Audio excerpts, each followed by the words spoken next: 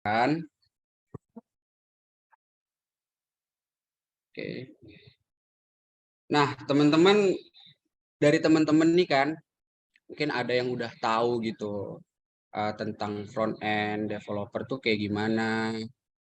Terus juga ada beberapa mungkin dari teman-teman ada yang belum tahu nih. Nah, di sini kita di sore hari ini sembari menunggu bukber apa puasa, menunggu berbuka puasa. Nah, kita ngadain Zoom meeting nih tentang sharing-sharing sedikit tentang front end. Nah, teman-teman puasanya masih semangat belum nih, teman-teman? Atau udah ada yang buka nih, teman-teman nih? Mana tahu ya kan? Biar puasa lebih panjang mungkin biasa biasa ada yang nggak kuat ya kan? Nah, biar Setengah hari ya. ya setengah hari ya kan Mas ya. Nah, oke lah ya. Nah, perkenalkan aku sebagai moderator di sini di Zoom kita sore hari ini Muhammad Rizky Pratama Sregar. Nah, teman-teman nanti bisa mengulik-ngulik nih apa aja tentang front end nanti dijelasin oleh pemateri kita. Untuk itu mungkin Mas Rehan udah nggak sabar nih buat uh, memberikan materinya kepada kita ya kan. Nah, mungkin langsung aja lah ya supaya mempercepat waktu juga. Mas Rehan, persilahkan. Oke, thank you Mas Rizky. Oke, Mas. Oke, bentar ya. Ini sambil slide-nya.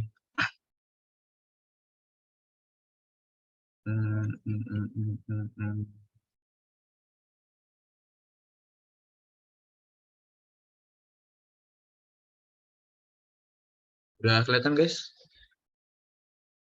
Ini Ya, saya coba kelihatan. upload presenter aja ya. Nah, gini aja lah ya.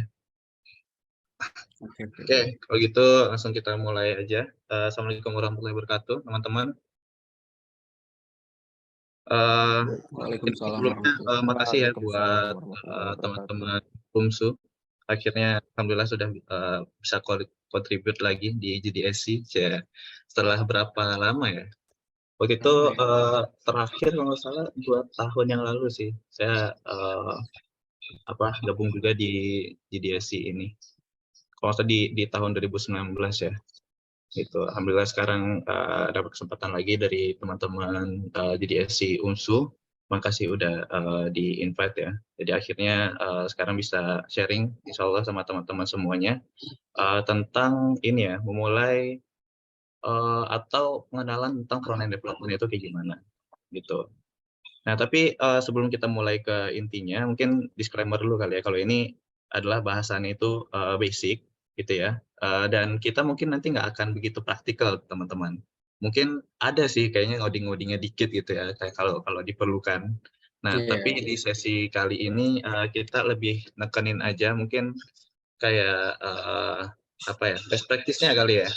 Jadi roadmap-nya itu kayak gimana, terus step-stepnya sebagai gimana sih caranya untuk menjadi seorang FE gitu kan, terus gimana memulai karir journey-nya gitu kan sebagai FE, dan ya mungkin kayak nanti misalkan kalau udah mulai kerjaan as FE gitu ya, title-nya, nanti tas-tasnya itu kayak gimana sih gitu. Jadi lebih ke gambaran-gambaran aja sih, karena misalkan kalau kita ngebahas praktikal gitu ya, atau ngebahas yang mungkin kayak HTML itu apa sih, terus CSS itu apa, JavaScript itu apa, itu kan teman-teman bisa belajar sendiri kan, di tutorial, di internet banyak gitu. Jadi teman-teman tinggal ikutin aja, terus ya harusnya bisa lebih cepat paham gitu tentang kalau soal praktikal gitu ya. Jadi yang kita ngebahas yang mungkin jarang-jarang dibahas saja kali ya. Setuju nggak teman-teman? Oke, setuju banget dong. Nah, Gimana buat karena teman-teman nih? gimana guys? Mungkin sebelum kita mulai lagi ya, ini kita coba kenalan dulu ya sama teman-teman yang hadir di sini. Di sini ada sekitar 30 orang guys. Di sini dari UMSU semua atau ada yang dari luar? Yang dari UMSU dulu deh, teman-teman. Coba ini kasih reaction kali ya. Gimana ya kasih reaction di Zoom ya? Nah, gitu juga bisa tuh. Oke, Angkat sip. tangan. Nah, Bentar, saya malah nggak liatin. Oh, ada banyak ya. Iya, ada banyak nih Ini Mas yang teman-teman kayak kita. gini nih semuanya UMSU ya. Udah pasti kayaknya sih. Oke. Ada berapa nih? Kalau dari luar UMSU ada nggak? Ada nggak? Oh, ada juga dari Kediri Jatim tuh katanya. Jatim, wis, mantap. Jauh juga ya. Jauh ya. Jauh-jauh. Kediri. Kedirinya di mana? Mbak Rahma ya. Terus ada dari Tembung. Tembung daerah mana, Mas? Tembung itu Asisnya? daerah ini Mas, daerah daerah Kota Medan juga sih masih. Oh, Deretan gitu. Medan juga masih. Tembung City. Wah, elit Iya, ya kayaknya bener. ya. Ya, dari Oke, keluarga wah kita baik-baik. jauh ya. Seandainya misal kalau Oke. deket kayaknya enak kalau in person kali ya. Sayang Oh, banget kita iya sih benar. ada jarak yang memisahkan. Saya di daerah Depok, teman-teman. Depok Ya, ya, Depok. perbatasan Jakarta Depok lah ya, gitu. Hmm. Ini kalau dilihat dari chatnya ada yang namanya Rehan juga nih. Elsa Ya ada Rehan, nih. halo Mas. Nah ini Rehan ini mungkin Ya, leader halo kita Mas. ini. Halo. Ketika Rehan memanggil Rehan ya. Dari planet Bima Sakti. Planet Bima Sakti itu gimana, Mas? Oke, Mungkin tadi mau bahas apa ya? Soal ini tuh. pengenalan mungkin ya, pengenalan dasar mungkin TML, Ah, CSS ah, ya. ah. Di sini ada yang sebagai ini juga nggak? Udah coba apa namanya? eh mulai journey sebagai front developer mungkin di sini? Maksudnya udah coba atau mahasiswa semua, guys? Mungkin ada satu dua orang yang udah kerja ya. Oh gitu. Ada, udah ada sebagai Oke. Nah, mungkin buat teman-teman di sini kita coba set expectation dulu kali ya, teman-teman. Misalkan kalau kira-kira di sini tuh kebanyakan mau ngebahas teori atau ngebahas yang praktikalnya justru. Karena sebelumnya kan aku asumsi kayaknya lebih enakan ngebahas theoretical kan, bukan theoretical aja sih, maksudnya lebih ke karir journey aja gitu. Nah, Hmm. bagi teman-teman ini mau bahasnya apa nih? Lebih praktikal, praktek, oh praktek, oke. Kalau Iya. yang lain, ini kita soalnya ngambil voting ini aja ya, terbanyak.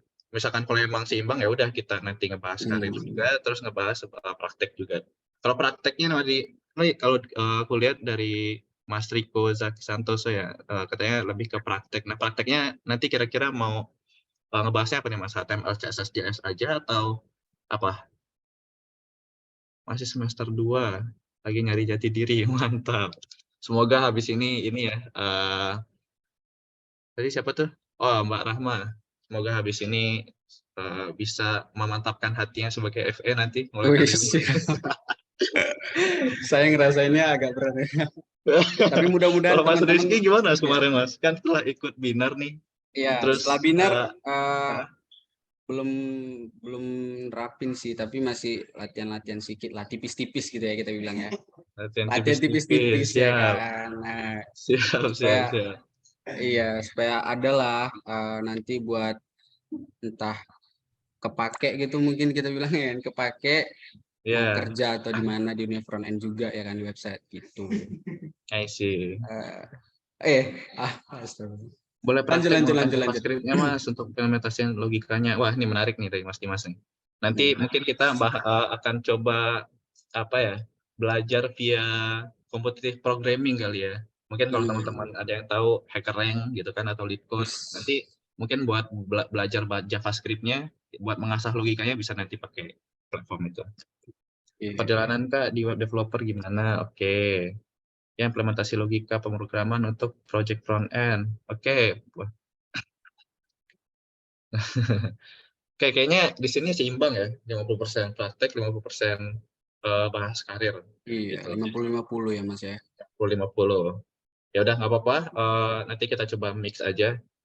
Di sini sebenarnya ada beberapa slide yang aku siapin ya. Kalau buat awalnya sih aku asumsi ya teori aja gitu. Nanti yang kemungkinan goals-nya bahasannya itu lebih ke ini nih.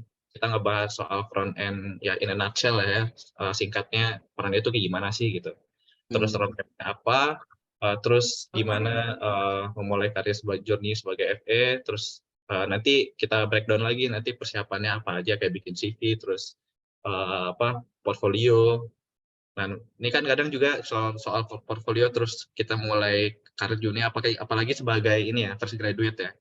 Kadang pas tolak belakang sama apa yang diminta sama perusahaan, betul nggak? Misalkan kita kan sebagai fresh graduate nih, sedangkan nih perusahaan mintanya yang udah berpengalaman, sedangkan kita fresh graduate nggak punya pengalaman gitu kan? Kita butuh pengalaman gitu. Pernah nggak sih dengar meme kayak gitu? Pernah. Ya kan? Jadi bertolak belakang. Jadi gimana biar lebih siap gitu untuk memulai karirnya. Terus nanti job stability-nya sampai workflow in company nanti misalnya kalau udah start SFE, tas-tasnya gimana, terus gimana cara kolaborasi sama teman-teman tim yang lain kayak gitu. Sama nanti ngebahas cara nge-improve personal value kita sebagai front developer gitu. Tapi misalnya kalau ngebahas yang practical, aku juga ada beberapa slide yang disiapin ya.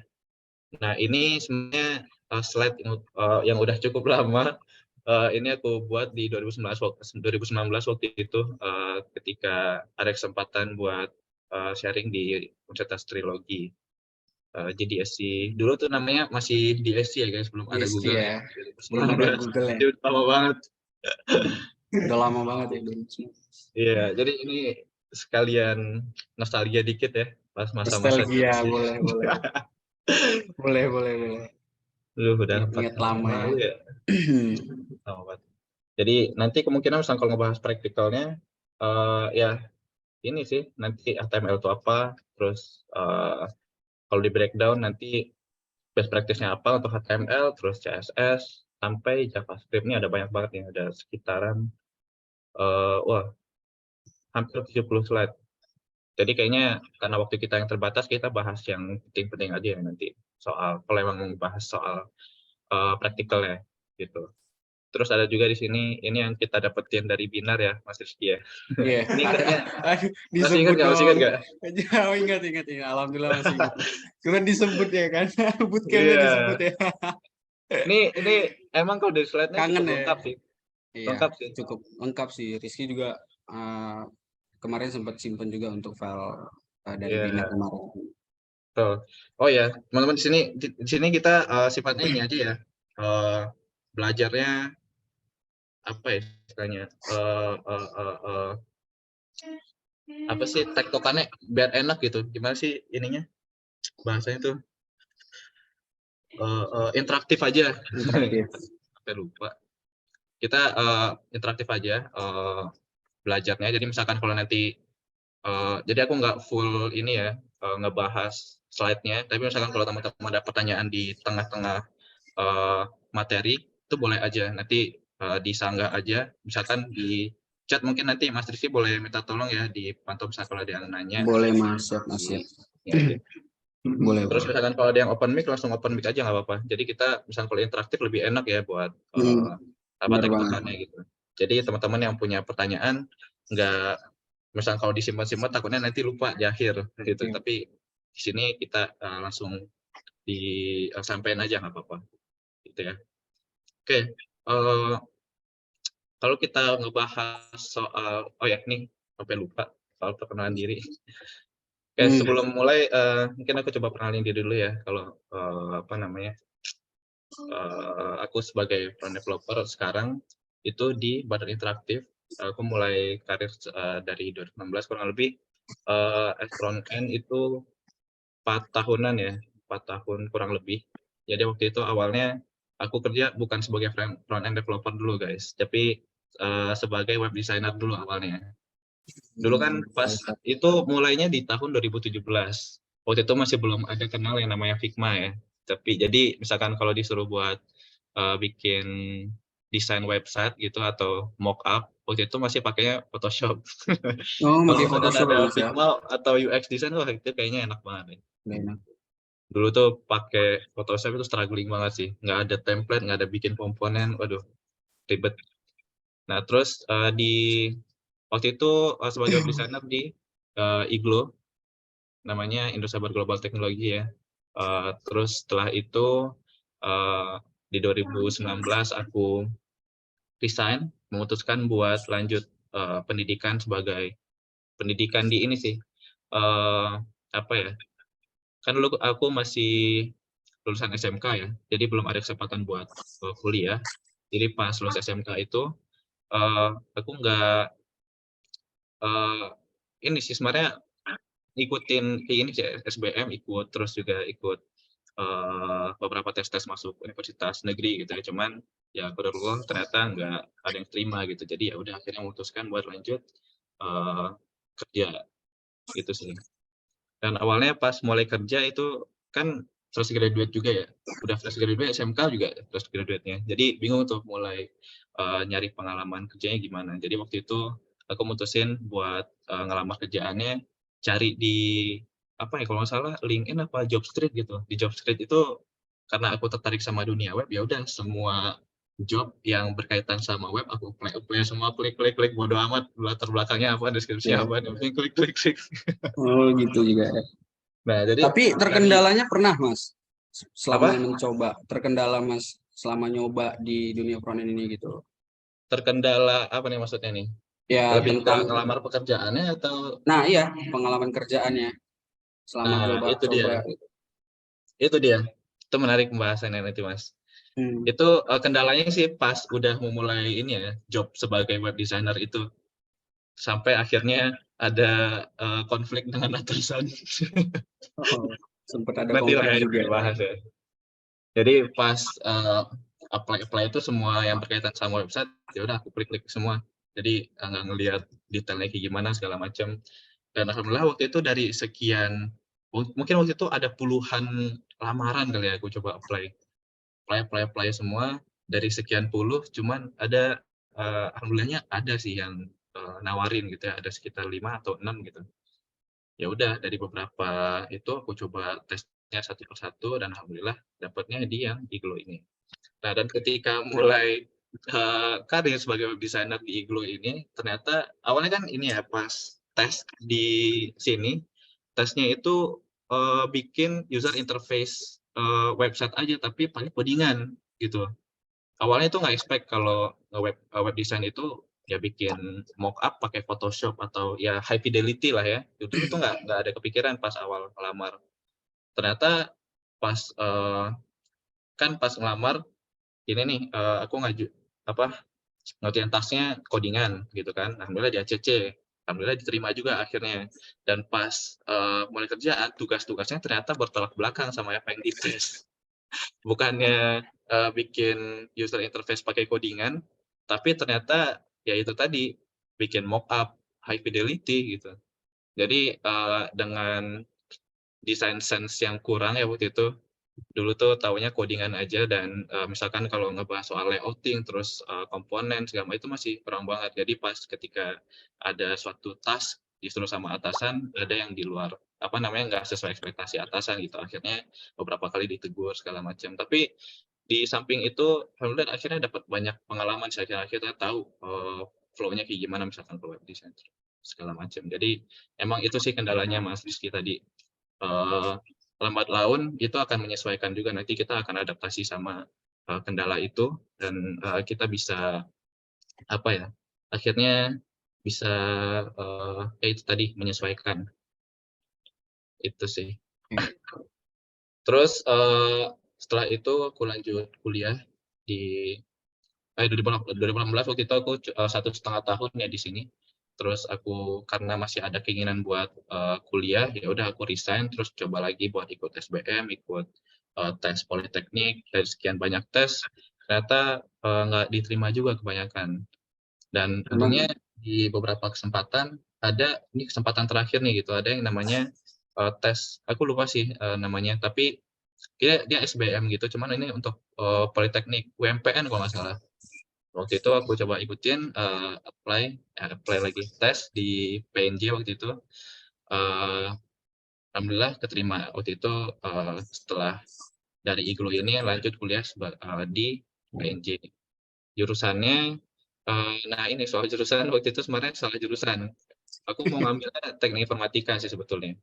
Tapi karena di TI nggak terima, oper ke jurusan lain. Gitu sih ya, ya kurang lebih kayak gitu.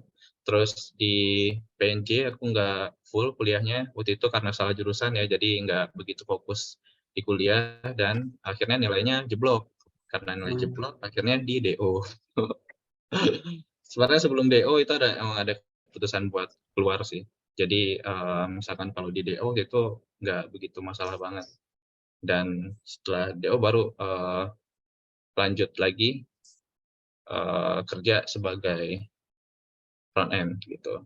Nah, jadi sebagai front end pertama kali sebagai React.js course instructor waktu itu di Sky2 Academy, terus lanjut sebagai front end developer juga di Arjuara, dan jadi kurang lebih di tahun 2020 itu kuliah sambil kerja sih akhirnya. Karena masih ada keinginan buat kuliah juga, ya udah negeri kan gak terima ya udah ngambil swasta gitu, dan waktu itu swastanya di STNF. Dan di STNF ini aku dapat informasi kalau ternyata ada bisa kontribusi sebagai mahasiswa untuk komunitas gitu ya, namanya Google DSC Lead. Ya udah aku coba apply, alhamdulillah keterima waktu itu di tahun 2020. Dan untuk experience terakhir dapat kesempatan sebagai front mentor di Generasi Gigi. Yang mungkin kalau teman-teman yang ikut kampus Merdeka ya, ini yang ada yang sama Google Tokopedia, namanya Generasi Gigi 2.0 itu di tahun 2022 kemarin. Tapi kalau untuk sekarang sih sebagai front developer di Badan Interaktif alhamdulillah masih aktif ya sampai sekarang, dan sebagai organizer juga di GDJ Depok. Itu sih. Oke, ya panjang ya perkenalannya. Wih, lumayan. Ternyata Kita, panjang ya karirnya Mas ya. ya kalau Karirnya di panjang ternyata. mungkin ini tuh. Kita lanjut deh ke pembahasan kita. Oke. Terus kita sih ini tadi ya yang udah kita bahas lebih ke theoretical. Kalau untuk partikelnya kita pindah slide ke yang sini nanti. Nah, kalau kita nggak bahas front end gitu kan, mungkin teman-teman sini udah ada yang familiar soal front end. Nah, di pikiran teman-teman sendiri front end itu apa sih sebetulnya?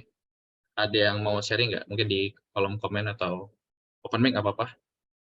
Mungkin dari teman-teman nih yang Gimana udah gimana pernah guys? gitu ya, coba sharing-sharing ke kita gitu. Apa sih front end itu? Siapa tahu teman-teman yang udah pernah atau Kak, aku belum pernah nih Kak sama sekali nih. Front end itu apa gitu. Yes. Gimana teman-teman? Atau teman-teman yang udah belajar front end, kira-kira nangkepnya definisi front end itu apa sih? Gitu. Definisi Apakah front end itu apa? bikin layout aja atau apa? Hmm. Ayo, ada. Ini ada dari teman-teman nih. Kita bacain ya satu-satu ya. Oke. Tampilan depan web aja kan Mas? Oke. Nanti kita bahas. Front end itu tampilan supaya enak dilihat ya. Tampilan biar enak dilihat. Oke. Tampilan web, terus biar enak dilihat. Terus bagian depan, bagian sebuah aplikasi Kak, bisa sebuah web atau aplikasi mobile. Betul. Betul sekali. Oke, pengalaman banget nih Lebih ke dev grafis sih Bang. Oke. Sip, makasih buat teman-teman yang udah jawab ya. So far, mostly benar ya jawabannya. Front end itu lebih ke kita tuh handle tampilan, terus juga kita nge-handle bagian depan sebuah aplikasi. Dan yang namanya front end itu kan kita benar kata Mas Dimas ya, kita nge-handle bagian depan, bukan cuma soal website aja, tapi aplikasi mobile pun juga. Cuman kalau untuk mobile itu sebenarnya bisa dikatakan juga sebagai front developer gitu. Cuman karena bentrok gitu ya antara mobile sama web, jadi yang mobile developer yang handle mobile dibilangnya itu sebagai mobile developer, bukan front developer gitu. Jadi kalau ada orang yang title-nya front developer itu biasanya ya itu lebih ke website sih. Itu lebih ke dev grafis. Oke. Nah, kalau ini kita coba bahas satu-satu ya, mulai dari yang in a nutshell, ini soal front developer-nya dulu. Nah, kalau dari bentar. Nah, kalau dari ini aku ngambil dari Wikipedia ya. Kalau dari secara definisi sih front end itu web development itu adalah practice of converting data to a graphical interface. Nah, ini yang dibahas yang disampaikan sama Mas Dimas, Mas Elsa sama Mbak Anissa ya.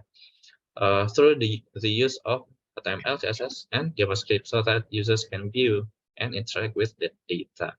Nah, di sini ada beberapa keyword ya, guys. Ada converting data sama graphical interface. Nah, di sini sebenarnya kalau kita coba breakdown satu persatu, front itu nggak cuma ngebahas, tasnya itu bukan bikin tampilan website aja, guys. Tapi juga ada converting data di sini. Yang mana nanti misalkan kalau teman-teman, kan kalau ngebahas graphical interface itu kan kita ngebahas layout aja kan, layout terus warna gitu kan, terus tipografi segala macam. Tapi sebagai front developer kita ada data yang mau kita tampilkan ke users nih. Nah, converting data inilah yang nanti akan kita struggle-nya di situ gitu. Nah, kalau front end itu dalamnya ada graphical interface atau user interface ya. Misalkan kalau teman-teman yang tahu kalau front developer ada nge-develop ini aja, itu sebenarnya namanya bukan front developer, tapi UI developer. Gitu. Karena UI developer itu ada di dalamnya front end developer. Kalau kita gambarkan kayak diagram Venn gitu ya, jadi UI developer itu ada di dalam bulutannya front end developer. Gitu. Jadi misalnya kalau ada teman-teman di sini yang nge-handle graphical interface aja, itu bisa dibilang bukan front developer, tapi UI developer. Tapi kalau udah nge-handle data, itu baru bisa dibilang front end. Itu sih. Nah, untuk converting data dan graphical interface ini, apa aja yang dipakai? Nah, yang dipakai itu ada cukup 3 komponen aja sebetulnya. Ada HTML, CSS, JavaScript. Jadi kalau teman-teman udah menguasai 3 hal ini ya, nah itu udah bisa dibilang sebagai front end developer tuh. Gitu. Nah, untuk graphical interface-nya ini kita pakai HTML, CSS. Nah, untuk converting data ini untuk pakai JavaScript. Kurang lebih kayak gitu. Komponennya cukup 3 aja. Nah, yang fungsinya nanti adalah untuk biar users itu bisa berinteraksi dan melihat data-data yang ditampilkan, gitu. Itu sih kalau secara definisi ya. Nah, di segala tag gitu ya atau title, kenapa sih kita harus pilih front end gitu kan? Mungkin ada beberapa alasan. Yang pertama front end itu untuk saat ini ya, front end itu sekarang lagi high demand teman-teman. Ini sudah mungkin kalau teman-teman buka LinkedIn gitu ya, terus teman-teman cari front end itu ada banyak banget tuh opportunity. Jadi emang sekarang itu lagi hype banget. Emang apalagi sekarang kan dari tahun 2019 kemarin lagi marak-maraknya startup ya. Jadi buat apa di startup itu kan ada 3 komponen tuh, ada yang hacker, hustler, sama hipster. Nah, untuk yang bikin startup biasanya hackernya itu butuh yang nge-handle tampilan dulu tuh. Jadi front end yang lebih dicari gitu sih. Terus job stability. Nah, ini misalkan kalau teman-teman udah start job nih sebagai front end developer itu karirnya itu kan jauh lebih stabil. Maksudnya stabilnya ini ya untuk naik level gitu, mulai dari junior terus sampai ke principal, senior segala macam. Nah, nanti juga journey-nya itu akan lebih jelas. Nanti kita akan bahas lebih lanjut ya nanti di next slide. Itu sih. Terus creative and technical balance. Ini dia, ini menarik nih. Karena kita sebagai front developer itu enggak emang sih kita akan dilatih logikanya gitu ya nanti. Gimana cara nge-handle data, terus kita algoritmanya diasah gitu kan. Tapi kita bukan cuma handle itu aja, tapi kita juga ada 50% di bagian kreatifnya, yaitu kita nge-handle layout itu. Nah, nanti kita akan kolaborasi sama beberapa tim yang berkaitan sama 2 hal ini, gitu. Kalau kreatif kita kan nggak full ini ya, nge-handle UI sendiri gitu kan, tapi kita butuh yang namanya mockup. Nanti kita akan kolaborasi sama UI designer, gitu. Terus juga soal technical balance, mungkin kita nge-handle data yang ditampilkan dari back end gitu kan. Jadi kita ya udah kolaborasi sama back end developer. Nanti gimana caranya kita mengolah data, kita ngambil data apa yang udah back end sediain terus kita tampilkan di website, di front end gitu. Jadi kita 50% kreatif, 50% technical balance nih. Jadi kita mix. Ya. Mungkin kalau teman-teman yang tertarik sama yang visual-visual, mungkin cocok untuk mulai karir sebagai developer atau belajar sebagai FA. Itu. Tapi misalnya kalau teman-teman yang emang mumet buat nge-handle tampilan gitu ya, fokusnya emang nge-handle data aja, suka yang namanya full logika, itu mungkin lebih cocok ke back end. Itu sih. Nah, terus kita sebagai front end kita akan diminta untuk continuous learning. Ini bukan untuk front end aja, tapi untuk kalau kita udah berkecimpung sama yang dunia teknologi gitu ya, karena teknologi terus bahkan secara eksponensial itu meningkat terus gitu tiap harinya. Jadi karena terus meningkat, jadi kita juga diminta untuk belajar secara terus menerus gitu sih. Kita nggak akan pernah stop learning gitu. Terus sebagai front end kita juga fleksibel, apalagi ini flexibility yang di sini itu ngebahas soal ini ya, flexible work arrangement. Nah, flexibility ini sebenarnya aku ngebahasnya ada dua, soal jobnya dan juga sebagai front end itu sendiri. Kalau sebagai jobnya ya memang kita sebagai programmer atau yang kerjanya remote gitu ya, itu kan pastinya akan jauh lebih fleksibel gitu. Nanti kita ya udah kerjanya bisa disesuaikan sama kita tuh mau kerjanya di jam berapa sampai jam berapa gitu. Tapi itu balik lagi ke uh, harus setiap company ya beda-beda.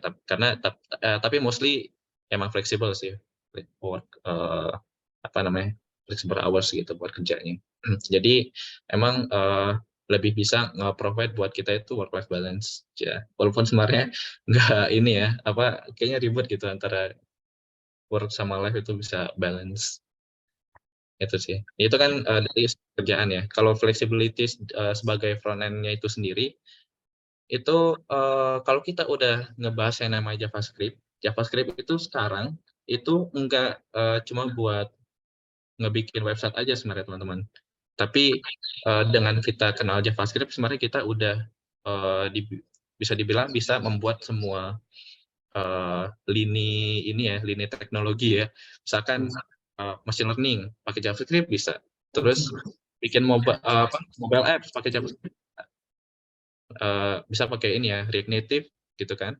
Terus mau bikin back end bisa. Jadi kalau teman-teman udah misalkan tadi kan ada 3 komponen ya, HTML, CSS, JavaScript. Terus pas teman-teman masuk yang JavaScript ini, at least udah paham fundamentalnya gitu ya. Nah itu nanti teman-teman setelah paham fundamental bisa explore ke mana aja. Itu enaknya sebagai front end gitu, flexibility. Terus high earning potential, ini soal gaji ya. Ini relatif sih, tergantung lokasi ya kan, terus juga tergantung company-nya. Tapi mostly karena emang marak-maraknya startup, kadang ada beberapa startup yang udah dapat pendanaan misalkan, jadi untuk nge-hire programmer itu menawarkan gaji yang kompetitif yang lebih besar gitu, agar programmer itu atau yang ya yang ini ya teknologi gitu ya, itu ditawarkan gaji yang lebih besar biar lebih tertarik, itu sih. Terus soal impact, nah impact ini developers have the ability to create intuitive and engaging web interfaces. Kalau yang aku tangkap sih impact ini nih bisa banyak banget ya sebetulnya. Kita bisa contribute gitu kan. Nanti misalnya kalau kita teman-teman udah proper gitu untuk bikin sebuah website atau nge-handle data, teman-teman bisa kontribusi di beberapa hal. Mungkin uh, kontribut di open source gitu kan, atau kontribut di community segala macam. Itu sih. Jadi inilah beberapa alasan kenapa mungkin yang bikin teman-teman tertarik untuk jadi front end. Nah, kalau dilihat dari job trends, ini sorry ya agak ngeblur. Ini aku ngambil dari Google. Ternyata pas di paste di sini kecil gambarnya, jadi aku gedein jadi ngeblur. Nah, kalau lihat dari ini front end. Oh, sorry, ini back end ternyata. Salah. Coba kita cek lagi ya kalau di front end. Kalau front end itu dia hype-nya seberapa sih?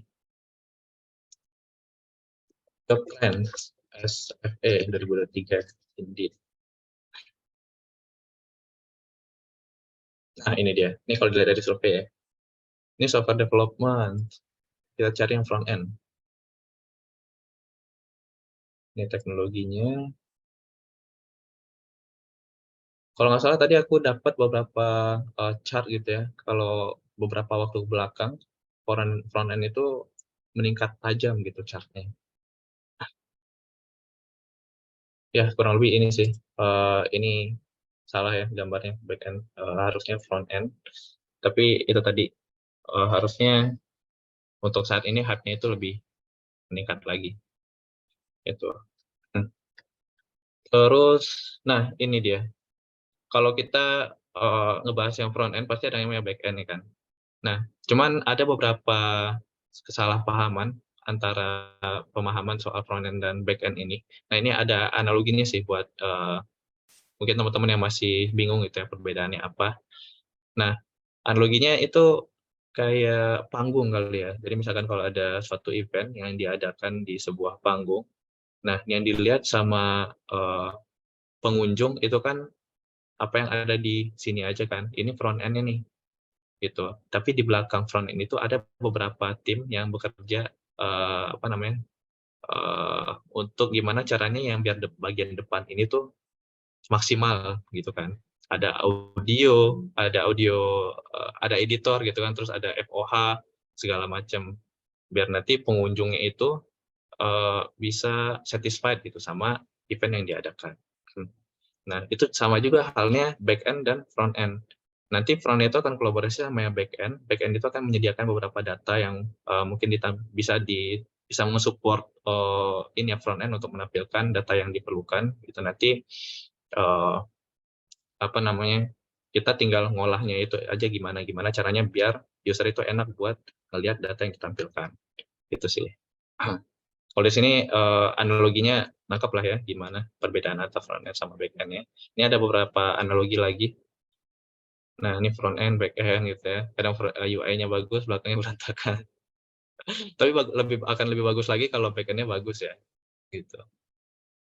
Meme things. Terus full stack, nah ini dia. Kalau full stack gimana? Ini kan front end, back end. Kalau digabungin, nah kadang kalau untuk menjadi full stack developer itu kita akan lebih, apalagi kalau emang condongnya itu ke front end gitu ya, kita akan lebih semangat ngerjain yang front end-nya dulu. Tadi kalau soal bikin database segala macam itu akan ribet gitu ya. Tergantung sih kita itu condongnya kemana. Kalau misalkan kita condongnya emang ke back end, ya udah back end yang rapi, front end yang kurang gitu. Kalau cerita dari beberapa teman-temanku yang back end, katanya kalau udah nge-handle yang namanya tampilan tuh udah kesel katanya. Misalkan bikin ke tengah aja, bikin suatu komponen nih, terus diketengahin kok susah apa ribet banget gitu kan. Tapi kita sebagai front end menikmati itu. Itu sih. Nah, tadi kita ngebahas front end, back end, dan full stack. Nah, so far sebelum kita lanjut ke roadmap, ada yang mau ditanya nggak, teman-teman? Di Nah, antara teman-teman, apa yang kita bahas sebelumnya. Ada. Oke, aman ya, so far ya. aman Nah, mungkin Mas. tadi kita udah tahu front end itu apa, back end itu apa, full stack itu apa. Nah, sekarang karena kita topiknya adalah front end, gimana sih roadmap untuk mencapai sebagai front end developer itu gimana gitu. Ada roadmapnya. Nah, kalau gambar ini sih, ini lebih ke basic-basicnya aja ya. Nah, ada yang lebih komprehensif sih sebetulnya daripada ini. Ada yang namanya roadmap.sh. Nah, buat teman-teman yang belum tahu, mungkin ini bisa dijadikan panduan ya buat bahan belajarnya. Teman-teman bisa kunjungin aja di sini. Kita coba buka deh roadmap.sh.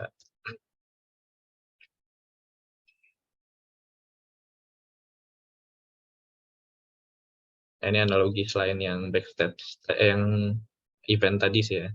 Kalau dianalogikan sebagai restoran, front end itu ini, back end itu yang masak-masaknya. Oke. Nah, sekarang lebih update sih developer roadmap ini. Sekarang udah banyak banget tuh. Kalau teman-teman mau belajar hal lain, ini bisa jadi panduan ya, bisa jadi guide utama teman-teman. Nah, kalau teman-teman mau belajar front end, ada di sini front end, klik aja. Nah, ini ada beberapa step-stepnya yang teman-teman harus pelajarin gitu. Jadi ini keren banget sih websitenya. Nah, Nah, waktu start mungkin belajar nih front end, Nah, mungkin untuk yang roadmap bisa dikirim ke Oh Romchat kita iya. kali, biar mana tahu nih teman-teman bisa ngulik-ngulik dikit kan buat member juga gitu. Mhm. Biar mereka bisa tahu. Oke. Oke, Yes. makasih Mas bisa bilang. Nah, ini ya. Hmm. Untuk mulai front end kita harus tahu dulu internet itu apa, terus baru belajar HTML, CSS, JavaScript, sampai akhirnya sepanjang banget tuh. Sampai, nah ini dia, kita bisa buat desktop application juga bahkan. Itu enaknya JavaScript ya, fleksibel banget. Bahkan sampai desktop, gitu sih. Nah, kalau untuk step-stepnya sebenarnya teman-teman nggak masalah ya, misalkan kalau lengkap-lengkap ya, nggak harus ngikutin ini secara exact banget gitu, harus belajar internet dulu sebelum HTML. Sebelum CSS harus belajar HTML dulu, nggak gitu ya. Jadi ini sebagai acuan aja sih. Misalkan kalau teman-teman penasaran gitu kan, Git itu apa ya nggak masalah, so langsung pelajarin aja gitu. Jadi nggak usah terpaku sama step-step ini. Ini sebagai referensi aja sih. Misalkan teman-teman udah tahu nih HTML, CSS, JavaScript, kira-kira apalagi ya setelah ini belajarnya gitu kan. Nah, teman-teman bisa coba cek di sini. Oh, ternyata better belajar VCS gitu. Itu sih. Jadi mudah-mudahan ini bisa jadi ini ya referensi buat teman-teman. Itu sih. Terus ini juga ada keterangan ya, ada personal recommendation, ada web option. Nah, mungkin baiknya ikutin yang ini aja, yang dicentang ungu personal recommendation, karena ada beberapa teknologi yang emang itu bisa sih digunakan, cuman untuk saat ini kurang hype misalkan atau kurang bagus performance-nya gitu. Jadi itu sebagai opsi aja. Itu sih. Pelajarin yang penting-penting aja dulu. Itu sih kalau soal roadmap. Nah, kalau soal ini ada yang mau ditanya nggak teman-teman? Kalau misalkan nggak ada, kita lanjut lagi nih ke slide berikutnya tentang Certified Journey SFA. Nanti mudah-mudahan kita ada kesempatan lebih waktu dikit ya buat ngebahas teknikalnya. Karena nanti di slide berikutnya ada ngebahas competitive programming nih. Nanti kita coba latihan di sini bareng-bareng.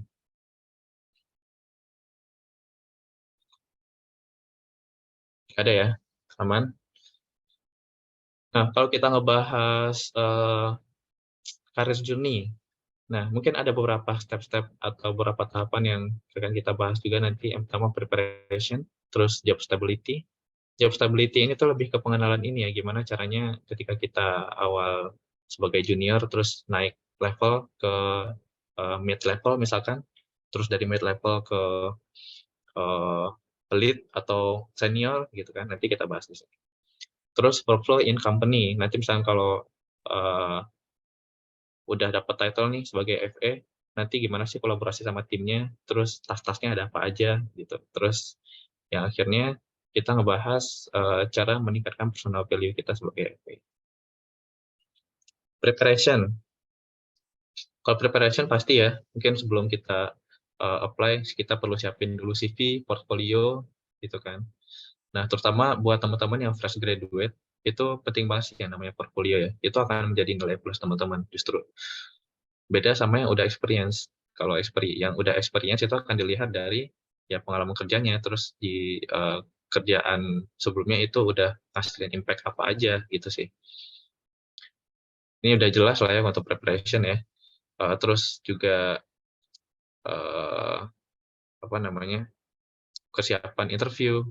Terus lebih kalau bisa sih kita ini ya lebih ngenalin diri sendiri. Kita itu kan nanti saat interview ada beberapa pertanyaan-pertanyaan yang menjebak gitu, misalkan kayak misalkan kelebihan sama kekurangan kamu apa gitu kan. Nanti kalau kita udah tahu diri kita apa namanya, udah ngenalin diri kita udah secara natural aja tuh jawabnya, gampang. Gitu sih. Tapi memang kalau ngebahas soal interview ada beberapa emang tips and triknya sih. Nggak beberapa hal kita nggak nggak ngejawab gitu aja apa yang dipikirkan, tapi ada bahasan tersendirinya. Misalkan tadi kayak ini ya, dapat pertanyaan kelebihan sama kekurangan.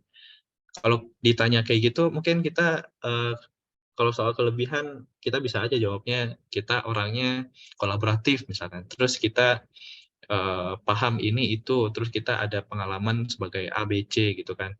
Terus kalau ditanya soal kekurangan, wah kita bingung tuh, ya kan? Bisa aja kita jawabnya tuh lebih ke kekurangan soal pribadi kita gitu kan. Oh saya orangnya perfeksionis, saya orangnya tuh apa namanya gampang terdistract misalkan. Itu sebenarnya kalau bisa jangan sampaikan itu teman-teman. Itu kalau bisa dihindari ya. Nah, kalau ditanya soal kekurangan, mungkin lebih teman-teman bisa jawab ini, eee, yang berkaitan sama apa ya namanya, requirements apa yang kita apply. Misalkan sebelumnya kita kerja sebagai front developer di eee, software house gitu kan, terus kita apply-nya di yang startup. Karena project sama yang startup itu sebenarnya agak jauh beda workflow-nya teman-teman. Mungkin kalau case-nya kayak gini, teman-teman bisa jawab, "Kalau saya belum pernah ada pengalaman untuk nge-handle produk," gitu. Bukan kita orangnya, apa, menyerang diri kita sendiri ya, soal kepribadian kita ya, itu sih. Terus, job stability. Nah, job stability ini tadi kan kita udah apply gitu kan, terus kita keterima dan, mostly kita memulai karir juni kita itu sebagai junior, gitu kan. Nah, untuk gimana caranya naik, level itu balik lagi tergantung perusahaannya. Kadang ada beberapa perusahaan yang menerapkan kurikulum di dalamnya. Jadi untuk junior naik ke mid, mid level, itu ada beberapa checklist-checklist-nya tuh biasanya tuh. Kalau, di company-ku ada sheet-nya tersendiri, gitu. Nanti di sheet itu tuh kelihatan apa aja, case-case yang harus dipelajarin.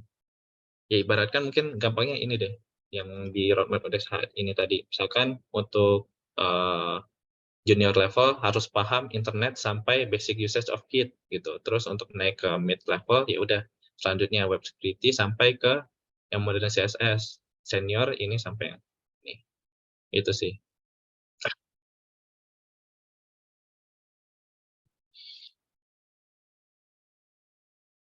Nah tapi, sebenarnya untuk ke naik level itu bukan soal kita, apa ya, kita paham soal praktikal aja ya, tapi ada beberapa komponen-komponen lain yang mempengaruhi. Kalau, "Oh ini ada yang angkat tangan nih, monggo Halo Bang, ada yang mau" mau nanya heeh yang heeh, roadmap, developer ini kan kayak, apa ya, pembelajaran gitu ya, tahap-tahap gitu ya? mhm, mhm mhm, Jadi kayak kita mencari tahu setiap yang kayak tanda-tanda ini ya, yang penting kayak warna ungu, warna ijo gitu, mhm, itu maksudnya yang penting-penting atau kayak mana ya Bang ya, kalau boleh tahu? iya bener bener. Ini yang penting-penting harus dipelajarin aja. Misalkan kalau yang abu-abu ini kan, order in roadmap not strict gitu ya, ini tuh bisa dipelajarin kapan aja. Jadi nggak misalkan kayak SEO basics, accessibility, ini kan abu-abu nih. Ini tuh opsional aja, nggak perlu dipelajarin pun nggak masalah gitu. Oke Bang, berarti yang roadmap developer ini kayak, apa ya, info pembelajarannya gitulah Bang ya? Mhm, Kurikulumnya betul gitu ya? betul betul. Oh, Kurikulum, bisa bilang kurikulum boleh. bener bener. Oke, makasih Bang. Oke, siap. Ada lagi teman-teman yang lain? Eh, oke, kalau belum ada kita lanjutin lagi ya. Kalau teman-teman ada yang mau nanya lagi nggak apa-apa ya, disanggah aja, gitu. Tadi sampai mana ya? Soal naik level gitu ya, dari mid ke senior atau segala macam, itu ya naik level gitu. Itu ada beberapa komponen yang harus diperhatikan, bukan cuman, soal praktikal aja. Kalau praktikal kita gampang kan, maksudnya kita bisa pelajarin itu, eee, apa namanya, sampai kita mahir gitu. Tapi ada yang lebih esensial lagi sebenarnya. Karena untuk naik level itu beberapa komponen yang dilihat biasanya dari HR itu adalah soal soft soft skill kita. Gimana cara kita nyampein pendapat, komunikasi kita, terus gimana cara kita kolaborasi, nah nanti itu sebagai nilai juga tuh yang dilihat. sama atasan kita gitu. Terus juga kalau di tempatku sih beberapa komponennya itu selain soft skill ada juga minta rekomendasi ke teman-teman yang lain gitu. Itu sih. Nah, terus juga untuk level-level ini ada beberapa istilah sih, misalkan untuk junior level itu ada yang namanya A1, A2, A3, terus untuk mid level ada B1, B2, B3. Nanti untuk setiap kode-kode ini tuh ada kurikulum tersendiri yang harus dicapai. Itu sih. Ya, mudah-mudahan ini ya kegambar ya gimana prosesnya untuk naik level itu. Nah, untuk yang misalkan sebagai junior, fokus aja dulu sama basic-basic yang mungkin ini bisa dijadikan acuan untuk belajar. Soalnya HTML, CSS, JavaScript aja dulu yang dikuasain. Terus nanti baru deh kalau udah dapat kerjaannya, baru ngebahas gimana caranya untuk naik level. Terus workflow in company. Nah, workflow in company ini ada ini sebagai gambaran juga ya buat teman-teman yang belum ada gambaran nanti kerjanya kayak gimana sebagai front end. Kita akan berpatokan sama SDLC, guys. Teman-teman udah familiar ya sama yang namanya SDLC ini, Software Development Lifecycle. Nah, kalau kita udah berkaitan sama SDLC ini, tentu kita nggak kerja sendirian, ya kan? Kita ada timnya. Nah, kalau kita coba bahas lagi yang SDLC.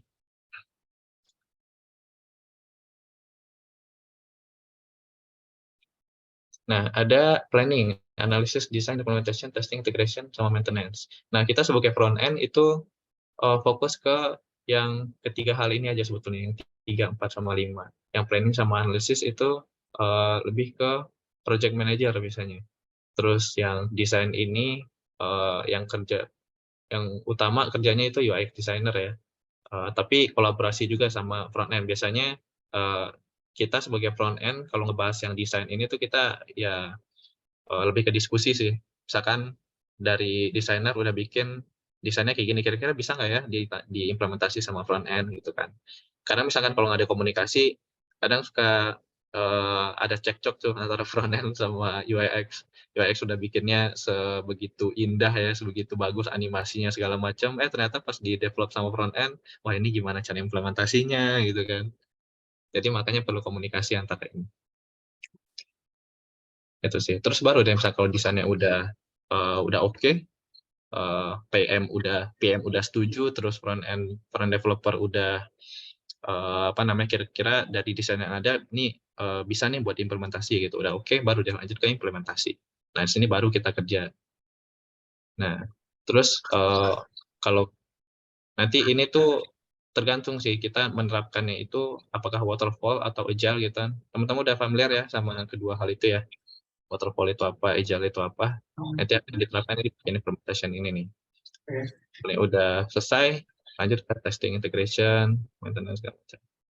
Kalau untuk maintenance ini biasanya lebih ke SA atau software analis, sistem analis atau DevOps yang kerja. Itu sih kalau dari segi tim ya. Jadi ada project manager, ada developer ada 2, ada back end sama front end. Atau bisa jadi tergantung proyek ya, ada juga yang full stack sekaligus gitu. Ada developer, terus ada tester, ada UX designer, sama sistem analis atau DevOps. Itu ada 5. SA namanya ya Mas ya. Kenapa Mas? SA namanya sistem analis ya. Iya, betul, SA. Okay. Ada banyak sih istilah-istilahnya sih. Ada SA, terus ada DevOps engineer, terus ada apa lagi? Sistem engineer itu juga bisa. Misalnya nge-handle soal ini nih performance, terus deployment gitu, CI/CD. Nah, terus tadi udah kita bahas soal timnya itu gimana dan SDLC-nya. Nah, sekarang kita coba bahas front end di dalam tim itu gimana kerjanya. Which is kalau ada di tahapan yang implementation ini. Nah, tahapannya tadi kan desain udah oke, gitu. Terus analisis planning juga udah oke. Nanti kalau ketiga ini udah oke, udah setuju semuanya, nanti akan diadakan meeting tuh. Biasanya fase meetingnya untuk pertama kali ada kick off ya, kick off meeting. Di kick off meeting itu kita ngebahas untuk sprint pertama, sprint kedua gitu kan, atau teman-teman udah familiar belum sama istilah-istilah ini? Sprint planning, terus kita coba lihat Rizal deh. Rizal ya,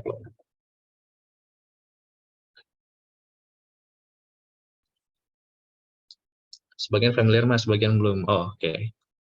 Buat yang belum familiar kita coba bahas ya, biar kita sama-sama paham. Waterfall versus Agile. Ini sih kayaknya lebih menggambarkan ya. Nah, tadi yang di implementation itu ada beberapa iterasi sebetulnya. Nah, iterasi-iterasi ini kita sebut dengan sprint. Contoh, kita ngedevelop suatu project gitu ya. Suatu project itu kan kita nggak mungkin ngedevelop, bukan project sih, tapi ngedevelop produk. Karena sebetulnya project sama produk itu beda. Nah, kalau kita ngedevelop produk gitu. Untuk ngedevelop produk itu kan jangka panjang ya. Dan tentu ada beberapa fase yang harus dilaluin. Fase pertama, kedua, ketiga. Nah, fase-fase ini disebut dengan bisa juga disebut dengan sprint. Sprint 1, sprint 2, sprint 3. Nah, setiap sprint ini ada beberapa fitur utama atau fitur prioritas gitu ya yang harus dikembangkan pertama kali. Itu apa aja sih? Berarti itu masuknya ke sprint 1. Nah, biasanya untuk sprint 1 ini ada beberapa fitur yang diimplementasi itu kayak autentikasi, terus juga ya kayak login, register gitu ya, terus homepage, layout gitu. Nah, terus ini masuknya ke sprint planning itu tadi. Di sprint pertama ini apa aja sih yang harus dilakuin gitu. Tadi untuk sprint pertama udah nangkep ya apa yang harus dikerjakan. Udah tuh nanti udah tahu tas-tasnya apa. Biasanya untuk tools-nya itu kita pakai namanya Kanban board. Nah, Kanban board ini mungkin kalau teman-teman ada yang tahu Trello atau ClickUp. Nah, itu Kanban board tuh. Atau ada yang lebih kompleks lagi namanya Jira. Nah, kita untuk kolaborasinya dengan PM, tester, itu biasanya pakai Jira itu, pakai tools itu. Nah, mungkin kalau buat yang belum familiar, kita coba ini kali ya, praktek. Kalau Kanban board itu kayak gimana? Ini ada yang namanya Kanban template. Ini template yang dibuat sama Trello buat memulai project baru. Ini cukup sih buat ini ya, pengenalan development flow gimana. Nah, ini ada yang backlog, design, to do, sampai ke done. Ya udah selama sprint planning itu kan dicek gitu ya, tasnya ada apa aja itu taruhnya di bagian backlog sini. Terus ini tugasnya si UX designer. Terus misalkan kalau di sprint 1 udah tahu, nah ini contohnya ya, di sprint 1 bikin UI home gitu. Terus kalau developer udah siap buat ngerjain, pindahin dari sini ke doing segala macam. Sampai code review, ada fase code review ya. Itu sih kurang lebih development flow-nya. Ini udah jam 5 juga ya, mungkin kita coba cepetin. Nah, sampai sini deh, ada yang mau ditanyain dulu nggak dari teman-teman? Oke teman-teman, ini sampai sini ada nggak yang pengen ditanya sama pemateri kita hari ini? Sebelum lanjut ke praktek ya Mas ya? Sebelum kita lanjut ke praktek. Mas, mau nanya dong. Ya, ada. Jadi selama Mas bekerja ini udah sebagai front end developer nih ya, kan kerja sebagai tim juga kan di sana. Terus ya. Mau nanya sih, kendala yang paling Mas alami itu yang paling besar ketika bekerja sama dengan back end itu apa sih? Untuk konfigurasi. Nah, itu sih Mas. Oke. Thank you Mas Dimas pertanyaannya. Ini menarik sih buat dibahas. Kalau soal konflik sih kita nggak cuma konflik sama UX aja ya, bahkan sama backend pun juga ada konflik. Biasanya yang struggle-nya kolaborasi sama backend itu ini sih, lebih ke kan untuk kolaborasi sama backend kita ada yang namanya API ya. Jadi sebagai mediasi antara data yang dikasih dari backend ke frontend sebagai komunikasi antara backend dan frontend itu kan di API. Nah di API itu kan ada formatnya JSON kan. Nah di JSON itu ada beberapa key sama values gitu. Nah misalkan kita mau nge-develop fitur autentikasi. Nah biasanya sih yang struggle-nya itu ini sih. Kadang kalau kita kolaborasi sama backend ada beberapa data yang nggak diperlukan tapi ditampilkan gitu loh. Itu sih struggle-nya. Kadang backend itu misalnya kalau kita nggak komunikasi sama backend ngasih datanya itu nggak sesuai sama harapan kita. Itu sih. Jadi Mas, ketika udah trouble gitu kan, solusinya yang diapain jadi gimana solusinya? Dari Mas yang Komunikasi sih Mas. udah langsung fix gitu ya? Ah, Sama-samain, oke. Kasih Mas. komunikasi sih. Jadi mungkin ada perlu setup meeting khusus gitu ya antara front sama backend.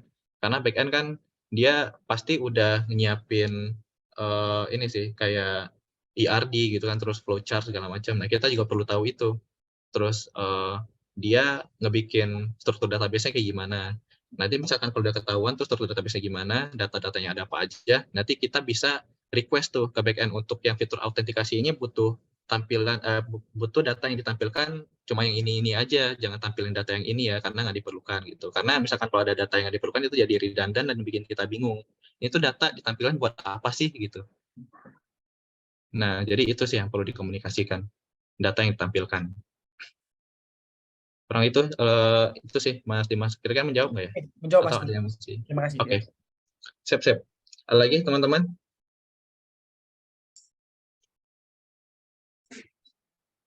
Portfolio untuk FE. Wah, ini ada banyak sih Mas contohnya.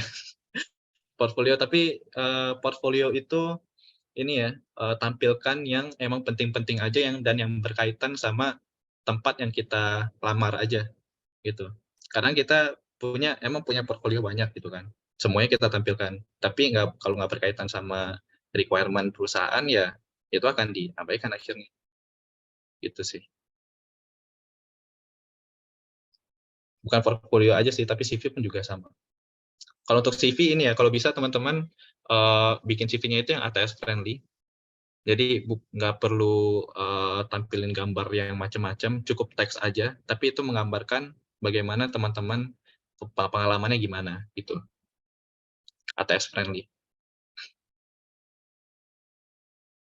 Oke, kalau nggak ada kita coba lanjut lagi ya. Ini kira-kira masih ada waktu berapa lagi, Mas Rizky? Mungkin kita selesai sampai jam 6 ya, Mas. Ini mungkin ada beberapa nih pertanyaan lagi nih. Oke.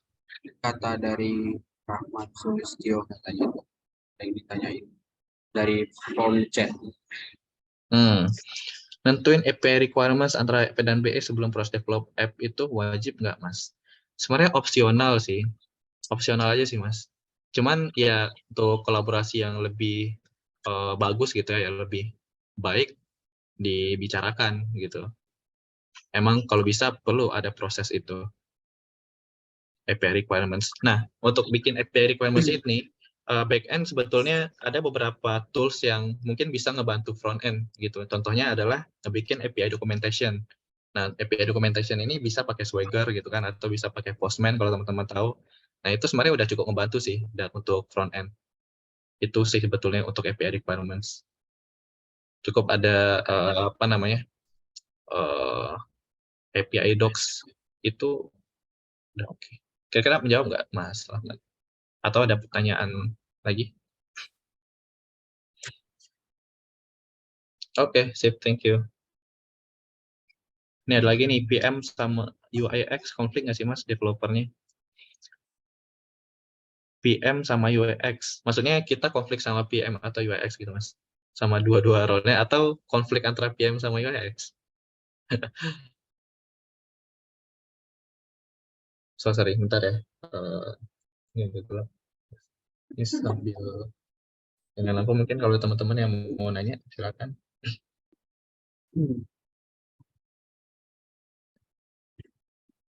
Wait. Mungkin bisa lanjut aja mungkin Mas. Sampai sebelum azan di Jakarta jam berapa Mas? Jam 6 juga sih. Jam 6 Sama. juga ya. Mungkin sebelum azan di Jakarta mungkin kita udah kelarin aja kali mungkin ya. Oke. Dev sama mereka. Oh, antara dev sama PM. Iya, setiap role ada aja sih konfliknya, Mas. Kalau sama UX sudah tahu lah ya, soal tampilan yang kadang nggak bisa kita implementasi. Animasinya macem-macem gitu ya, ada yang putar balik gitu kan, terus ada yang wah aneh-aneh dah. Kita sampai bingung buat ngedevelopnya. Itu kalau sama UX. Kalau sama PM biasanya sama requirement task gitu. Kadang sama task yang dikasih tahu sama PM itu ada yang kurang komprehensif, ada yang kurang detail, yang bikin kita tuh masih ambigu buat ngecernanya. Itu sih, itu kalau konflik sama si PM. Terus ada juga kita bisa konflik aja sama tester. Kadang apa yang dites sama tester itu nggak sesuai sama apa fitur yang kita buat. Kita bikin fitur buat ini loh, bukan buat lain-lain gitu. Jadi kadang out of context tesnya. Jadi makanya untuk nge-handle semua konflik-konflik ini, konflik antara back-end dengan front-end dengan PM dengan UX, segala macam, makanya kalau kita nerapin yang namanya agile development, nggak cuma buat agile aja sih, tapi selama kita nge-develop produk atau project, biasanya ada yang namanya daily meeting tuh. Nah, di daily meeting itulah kita ngasih pendapat kita itu kurangnya di mana. Biasanya template-nya ini sih, selama daily meeting untuk setiap orang ya. Dan daily meeting itu nih nggak lama-lama banget, cuma 15 menit sampai 20 menit. Karena emang fokusnya ngebahas soal kendala. Kemarin tuh kita ada kendala apa, terus kita hari ini mau nge-develop apa, mau ngertiin fitur apa gitu. Terus sama apa yang kita ada, apa yang kita kerjakan kemarin, terus aku lupa sih. Apa yang kita kerjakan kemarin, apa yang kita mau kerjakan hari ini, kendalanya apa, itu aja sih. 3 itu biasanya template-nya.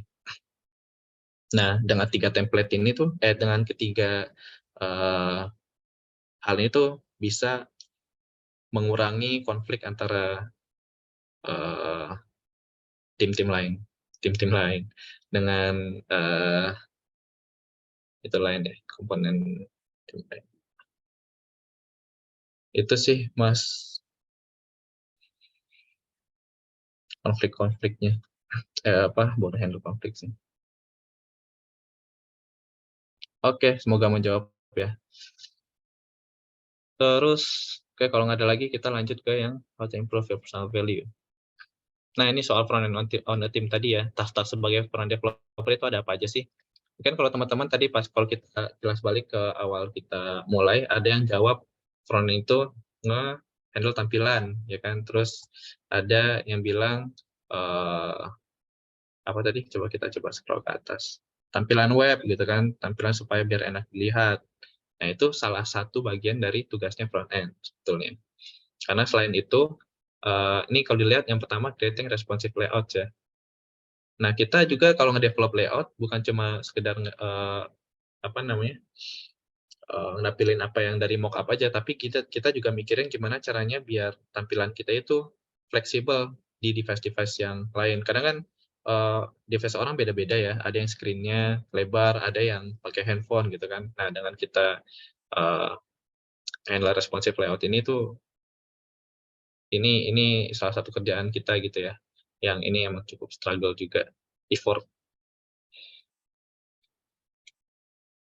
Terus integrating front end with back end, nah ini API, terus debugging and troubleshooting. Ini biasanya nge-handle debugging segala macam itu, debugging and troubleshooting. Covering with other developers to identify issues that arise in front end application. Ya, ini semua programmer pasti ada ngerjain ini sih, debugging and troubleshooting. Terus VCS, version control code review. Nah, ini biasanya udah masuk ke mid level nih, karena udah mid level atau senior itu tugasnya bukan cuma ngoding aja teman-teman, tapi ada beberapa tas-tas lainnya, kayak misalkan nge-review code gitu kan. Kalau ada junior yang misalkan mau nge-PR, itu perlu ada review code dulu dari senior. Jadi senior nanti ngasih masukan, oh ini codingannya harusnya bisa lebih simple nih, ini diubah jadi kayak gini-gini aja gitu. Nah, itu masuknya ke bagian code review. Terus accessibility testing, ada testing, terus sama performance optimization. Ini udah masuk ke ranah senior mid level sih ini.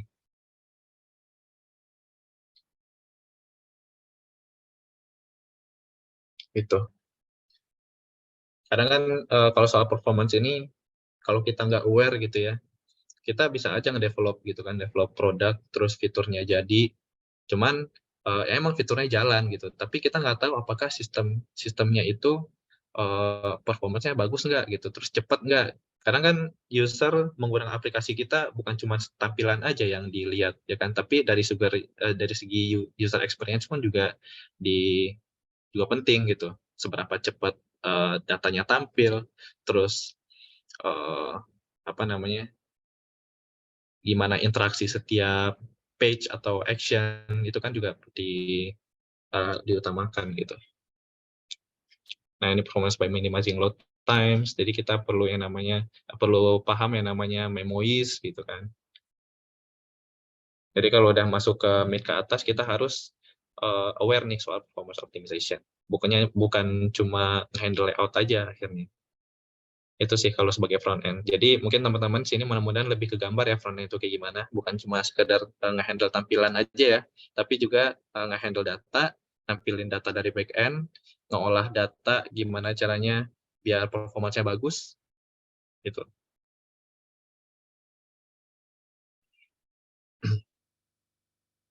Jadi sebenarnya luas, teman-teman. Terus improve your personal value as a developer. Nah, tentu ya ini teman-teman udah pasti familiar sih sama beberapa cara untuk meningkatkan personal value. Yang pertama ikut course, workshop, bootcamp gitu kan, di Indonesia udah banyak banget lah ya soal ketika ini. Kalau courses teman-teman bisa cari di Udemy, workshop juga misalkan kalau ada beberapa instansi yang ada workshop soal front end ikut aja gitu. Terus bootcamp, nah apalagi teman-teman yang mahasiswa, pemerintah udah kasih sarana ya buat kita yang namanya kampus merdeka. Nah teman-teman bisa ikutin itu. Bootcamp ini ada yang kurang sih, bootcamp atau magang kali ya, magang juga bisa jadi yang bagus. Terus yang terakhir adalah competitive programming. Competitive programming ini ya modelnya sama kayak HackerRank, LeetCode gitu ya. Ini mungkin kalau nanti masih ada cukup waktu kita coba bahas competitive programming. Nah, selain itu cara ningkatin personal value-nya, teman-teman bisa contribute ya. Bisa bikin personal project. Personal project ini mungkin ada banyak sih ideas-nya. Buat gampangnya, teman-teman bisa tanya ChatGPT deh. ChatGPT itu dia ada banyak sih ideas-nya mungkin yang bisa kita coba implementasi. Bisa bikin timer gitu kan, stopwatch, pakai JavaScript gitu. Atau yang lebih enaknya lagi, kita bikin website portfolio buat diri kita sendiri. Terus contribute to community, contribute to open source, dan yang akhir ini share your thoughts. Nah, dari share your thoughts ini teman-teman bisa ini ya, bisa kayak bikin konten gitu kan, content creation, atau teman-teman bisa memberanikan diri untuk terjun sebagai mentor. Nah, karena untuk sharing ini sebetulnya adalah cara yang terbaik untuk belajar teman-teman.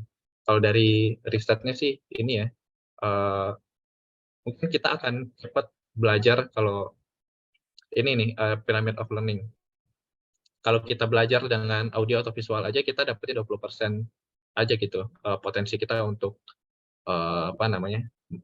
dapetin insight. Tapi dengan kita teach others itu 90% kita akan lebih cepat paham sama apa yang kita mau pelajarin. Itu makanya teman-teman gak sih kalau kalau kita berkaca ke India gitu ya, kalau kita buka YouTube kan tutorial coding-coding, tutorial segala macam itu kan kebanyakan orang India ya. Makanya mereka menerapkan ini dengan tujuan mereka bukan cuma sekedar sharing aja, tapi mereka itu belajar buat mereka sendiri itu lebih cepat gitu. Selain dapetin impact-nya, dapetin juga benefit buat diri sendiri dengan jadi lebih paham gitu. Jadi mungkin ini teman-teman bisa coba implementasi deh. Ini jadi apa ya? Cara belajar yang sangat-sangat bagus gitu. Makanya orang-orang India tuh cepat banyak yang paham soal itu karena mereka teach others ini. Itu. Udah deh, keep going. Nah, jadi ini sih pembahasannya soal ini ya, pengenalan front end development, karir journey-nya segala macam. Belum kita lanjut ke yang praktikal, ada yang mau ditanyain dari teman-teman? Kita coba lihat chat. Mas Ryan juga Internet requirements. Mas Ryan juga satu Google Developer Community bareng Kak Veronica ya. Oh, Kak Veronica itu di atasku. Kak Vero itu dia angkatan kedua, sedangkan aku angkatan keempat. Aku angkatan keempat. Beda dua angkatan.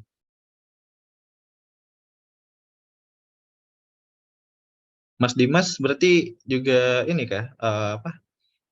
Kok bisa tahu Kak Vero sih? Apakah Oh, lagi ikut ngikutin juga? lagi program Bangkit, Bang. Oh, iya. Kalau nggak salah Kak Vero jadi speaker ya? Speaker kemarin di MD. Oh, mantap. Iya. Oh, ikut Bangkit ya. Di sini ada siapa aja sih yang ikut Bangkit? Boleh tahu nggak? Selain Mas Dimas.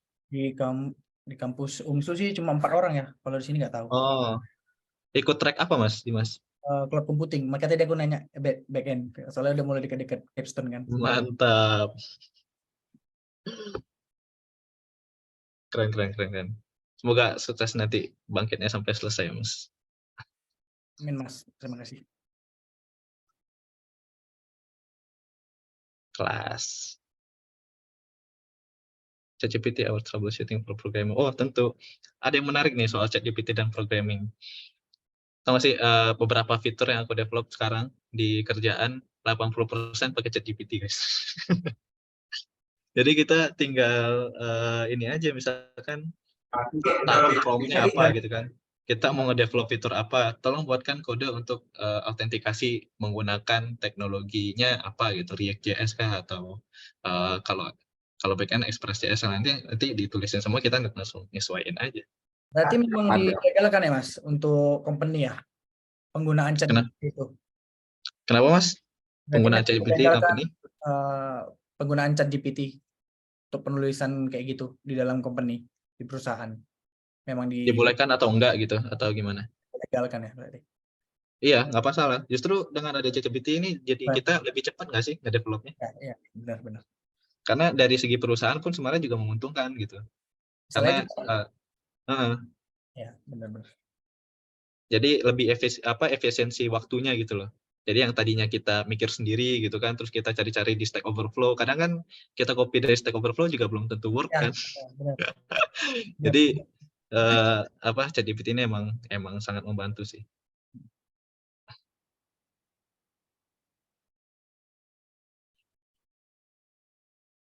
Harus tahu fundamental juga, Pak. Oke, ini Ya, betul. langsung Harus tahu fundamental juga. Karena enggak serta-merta kita harus kopas gitu ya dari ChatGPT. Jadi betul kata Mas Yoga ya atau apa nih? Mas Yok ini emang kita harus paham fundamentalnya dulu.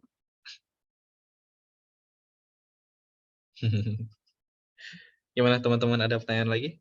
Kalau ada, tadi kan ada yang request soal technical ya. Nah, kalau kita bahas technical, kita mau ngebahas apa nih? Tadi logical, JavaScript, algoritma. Kalau emang mau ngebahas ini, kita bisa coba yang competitive programming tadi sih. Kita coba yang pakai yang lead code. Iya, yang free udah aman juga sih. Cuman ya kendala di ini aja, kadang server penuh segala macam. Server premium lebih cepat.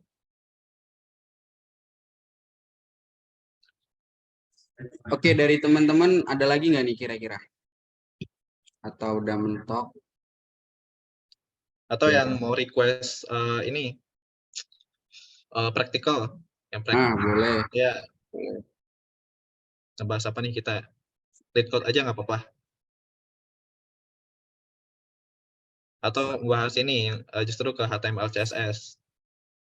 Karena kadang ini, misalnya kalau kita udah berkecimpung di HTML CSS, ada beberapa tips dan trik juga sebetulnya untuk CSS dan HTML ini. Misalkan kayak centering itu kan kalau ada yang belum tahu tipsnya kan agak ribet tuh ya.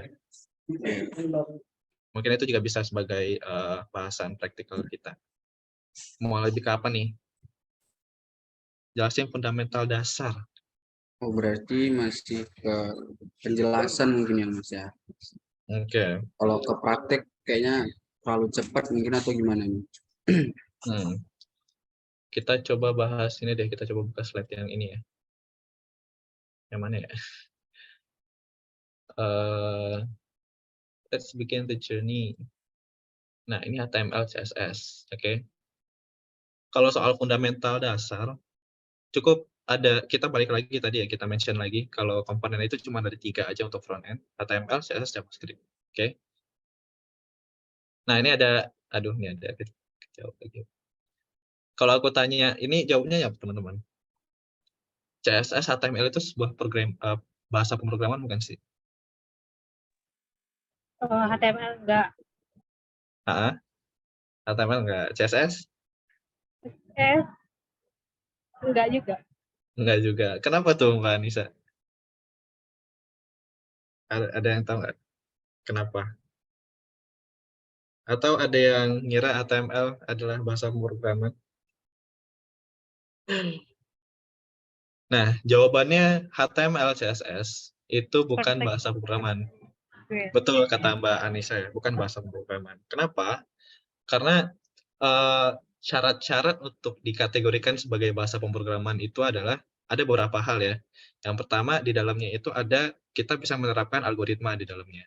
Terus ada kita bisa ngehandle ini sih kondisi-kondisi tertentu gitu kan. Kalau HTML, CSS kan nggak ada, jadi nggak bisa dikategorikan sebagai bahasa pemrograman. Yaitu HTML itu dia markup language, bukan programming language. Kalau CSS pun juga sama. CSS itu dia cascading style sheet ya. Dia apa namanya ngebantu HTML aja biar layoutnya itu jadi lebih bagus, bukan bahasa pemrograman. Gitu. Penampilan dasar. Terus ini ada HTML structure. Kalau kita ngebahas best practice aja kali ya kalau HTML. Kalau yang selebihnya itu teman-teman bisa cari sendiri sih. Tutorialnya ada banyak. Nah ini ya best practice-nya. Kalau untuk HTML ini sih, biasakan nge-declare correct doc types di paling atas gitu ya. Karena ini sebenarnya opsional, cuman apa ya kalau dari segi SEO terus teman-teman tahu nggak sih kode yang ini nih, yang doc type? Ini aja deh cari di internet ya, gampang. Doc type.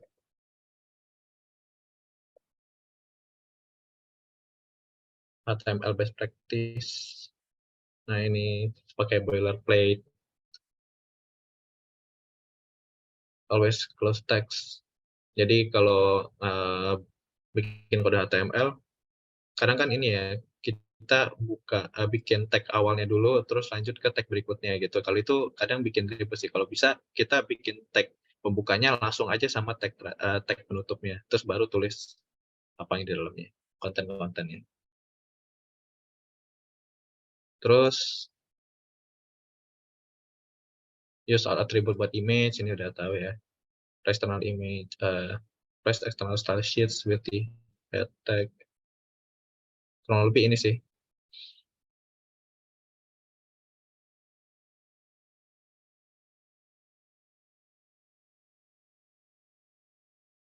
Nah, nanti aku kasih slide-nya nggak apa-apa di chat ya, atau nanti aku kasih ke Mas Rizky, nanti minta tolong kirim ke peserta ya Mas ya. Nah, Gimana tuh Mas? Nanti ini slide-nya aku share aja. Oh boleh. Hmm. Ini kalau kita bahas satu-satu kayaknya nggak cukup waktunya. Mungkin teman-teman bisa screenshot mungkin atau apa. Atau dari sini deh, dari apa yang ditampilkan di sini ada yang dibingungin nggak atau yang mau ditanyain nggak? Yang dulu deh HTML dulu. Nanti kita lanjut ke CSS, terus lanjut ke JavaScript.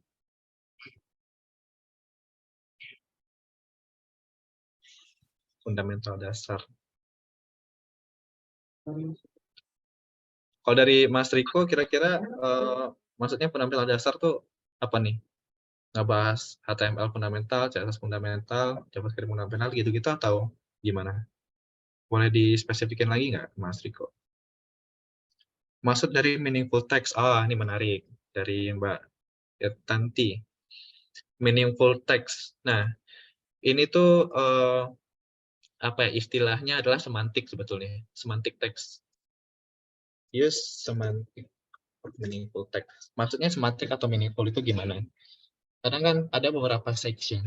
Kalau kita nge-develop suatu website gitu ya, kan ada beberapa section website section. Kita coba website section example.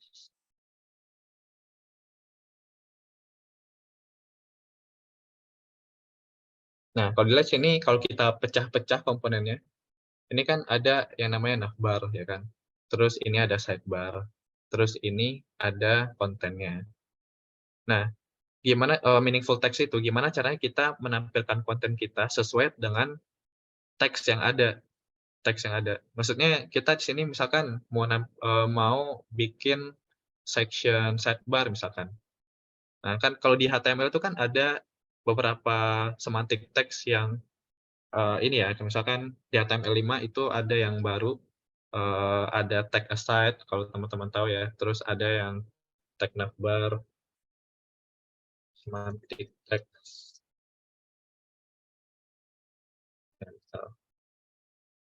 Nah, kayak gini-gini nih. Kalau mau bikin header ya udah pakai tag header, jangan pakai div gitu. Terus kalau bikin navbar ya udah pakai tagnya nav, jangan pakai div gitu. Jadi sesuai dengan section yang dibuat. Artikel ya udah artikel gitu. Karena sebelum adanya HTML5 ini, dia kalau kita setiap bikin section itu pakai div semua untuk menggambarkan section ini adalah header, nav segala macam, itu pakainya ID. Nah, kalau di HTML5 udah enak tuh, udah disediain tag khusus untuk setiap section. Jadi itu untuk maksudnya meaningful text atau semantic text. Kalau mau bikin paragraf ya udah pakai P gitu. Kalau mau bikin judul ya udah pakai H1. Karena untuk semantic text ini juga sebenarnya berpengaruh ke SEO, teman-teman. Bukan cuma sekedar ya udah tampilin aja gitu. Karena misalkan kalau kita mau bikin teks nih, gitu kan, atau mau bikin paragraf yang mau ditampilkan di Google, misalkan kita mau mencari ini ya, fundamental. Nah, kan kita mau menampilkan apa yang mau disampaikan ke pencari kita, gitu kan. Terus menemukan website kita apa paragraf yang mau ditampilkan. Nah, ini tuh berpengaruh ke setiap tag-tagnya. Jadi perhatikan tag yang mau dipakai ya. Jadi nggak cuma sekedar pakai-pakai aja, tapi kita harus tahu tag ini tuh khususnya buat apa. Gitu. Nah, kalau kita coba cek list-listnya ada apa aja ya. Nah, ini dia.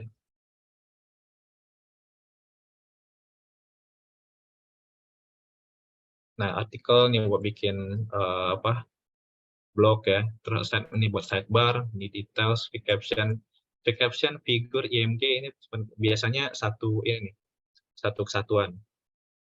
Figur ini buat menjelaskan tag image, pick caption ini teks untuk menjelaskan image yang ditampilkan. Gitu. Kurang lebih itu sih soal semantic text, Mbak Irtanti. Kenapa harus pakai semantic text, Bang? Saya pribadi masih sering pakai div text soalnya. Itu dia, karena berpengaruh ke SEO.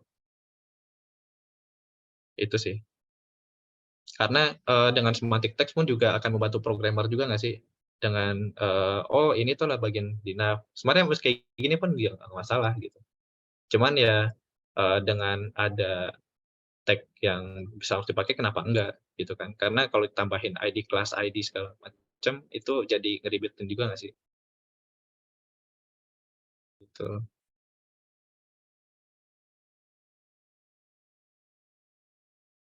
Itu kurang lebih Mbak Interti. Udah menjawab belum? Atau masih ada yang mau ditanyain lagi? Atau masih bingung?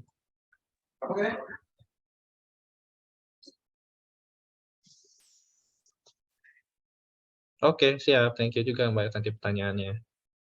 Keren. Ada lagi guys? Semantik, lowercase, markup. Nah ini penting juga sih karena ada beberapa teman-temanku yang bikin HTML pakainya ini uppercase. Misalkan mau bikin tag IMG ya udah IMG gitu kan. Besar C. Ini kalau bisa dihindari. Jangan. Add one list item per line. Ini tahu juga lah ya. Ini tuh lebih ke indentasi aja sih. Biar lebih mudah dibaca codingannya. Tentang XSS. HTML itu, terus CSS. Nah, CSS best practice ada nggak di sini ya? Kita coba cek. CSS frameworks. Emang sih sebenarnya komponennya itu ada 3 aja ya, HTML, CSS, JavaScript. Cuman yang ribet nanti turunan-turunannya guys. JavaScript nanti kalau teman-teman tahu ada yang namanya React.js ya kan, terus ada Vue.js, ada Angular, itu ada banyak banget tuh. Nah, setiap framework atau library ini juga punya benefit, ada kelebihan dan kekurangannya masing-masing. Nah, itu bisa jadi faktor untuk ini sih. Misalkan kalau untuk develop fitur apa, bagusnya pakai framework apa ya, gitu. Performance-nya beda-beda.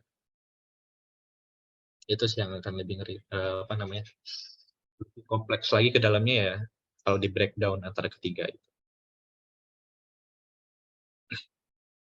Nih JavaScript framework tuh ada banyak banget.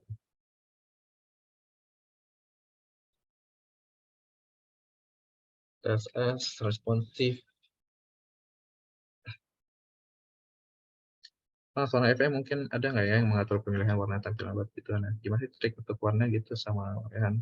Kalau ini, thank you Mbak Anissa pertanyaannya. Ini lebih ke UIX sih sebetulnya yang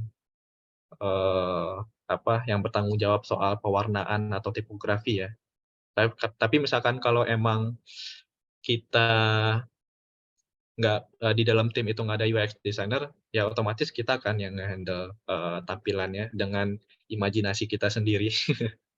Nah, untuk nge-handle ini tuh mungkin ada beberapa triknya. Kita bisa pakai color generator kali ya. Jadi color palette misalkan, color palette aja. Color palette generator mungkin ini bisa jadi salah satu tools yang bagus ya buat kita misalnya kalau bingung dalam pemilihan warna. Jadi cek ya. Start generator. Memang pewarnaan itu agak yang penting sih ya buat ngedesain. Nah ini dia, kita bisa mana ya generate lagi ya? Generate method, ya kurang lebih ini sih Mbak toolsnya. Oh, pencet spacebar. Kalau kita pilih aja kita maunya warnanya yang apa, color palette-nya. Itu kurang lebih Mbak Anissa.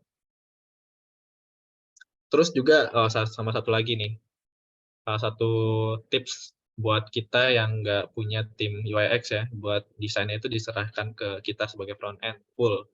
Nah, kita kadang bingung buat mencari inspirasi desain kan. Nah, buat inspirasi desain ini teman-teman bisa coba cari yang namanya webinspiration.com. Web design inspiration. Nah, ini dia, webdesigninspiration.com. Nah, ini beberapa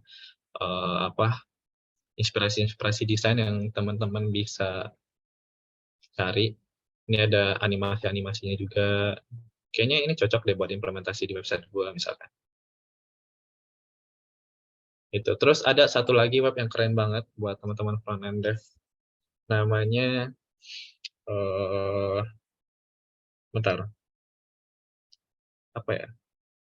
Masalah saya simpan sih di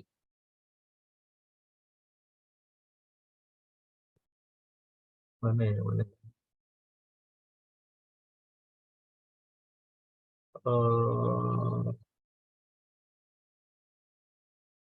Cari-cari dulu ya. Soalnya ini keren banget websitenya. Teman-teman yang front end harus tahu ini.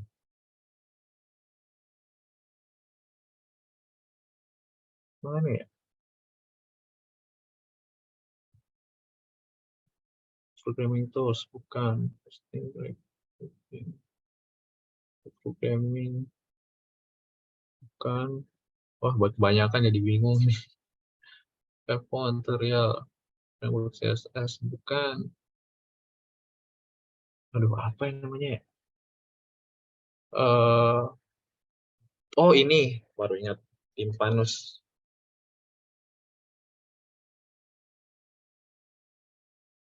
Codrop. Nah, ini dia. Hati-hati bang kena copyright. Nggak kok, soalnya ini emang disediakan untuk open source kali ini. Ini teman-teman harus tahu. Codrop ini keren banget. Ini ada beberapa inspirasi animasi ya yang udah dibuat sama orang-orang. Misalkan teman-teman mau cari inspirasi desain yang aneh-aneh gitu animasinya, ini ada di sini semua. Contohnya kita coba ambil yang nih, ideas for pixel based transition. Ini juga disediain loh kodenya, GitHub-nya, demo-nya. Ini animasinya keren banget nih.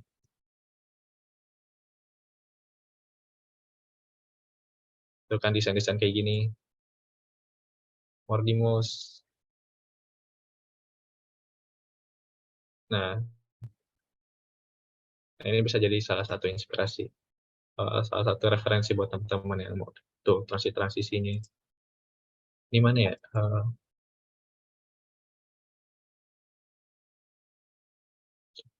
Tuh, beuh. Ini kan animasinya mantap-mantap kan. Iya sih, Boleh, keren, boleh. keren, keren. Linknya ya, bentar ya. Oh nih, ada teman kita nanya nih. Nanti linknya bisa tolong kirimkan ya. Oh, Bisa, bisa. Ya, jangan langsung. Gas. oh. Jadi kalau teman-teman punya project freelance gitu kan, terus klien minta desainnya yang mantap-mantap gitu ya, animasinya aneh-aneh. Nah, ini bisa teman-teman pakai nih. Karena ini sifatnya open source sih, dan dia juga udah nyediain kodenya ya, jadi ditempel aja ke project kita. Terus kita sesuaikan.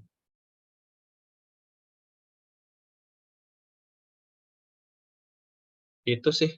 Apalagi nih kira-kira yang mau kita bahas soal technical?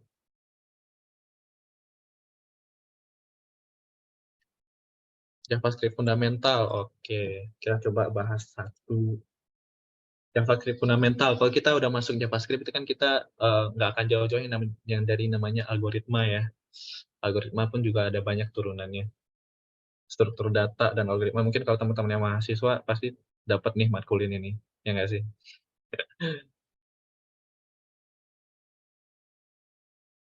Kita coba pakai lead code. Kita coba cari tadi case yang ini ya. Mungkin kita bisa solve bareng-bareng. Kuis kecil-kecilan. Lead code. Start exploring. Atau hackernya ya? Code beginner course. Data. Mau berbayar ya sekarang ya? Yang terakhir waktu itu nggak ada kayak gini-gini ya. Emang dulu sempat gratis ya Mas ya? Atau setahu saya gratis deh, ya nggak sih? Ya coba kita login.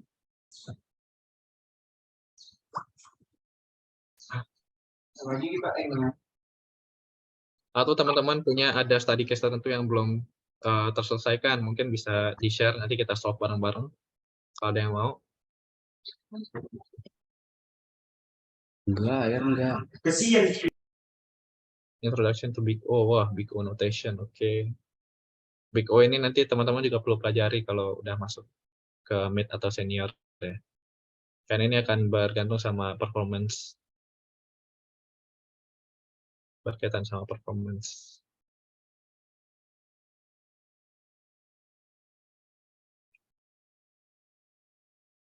Ya, kan lock semua, ke lock semua.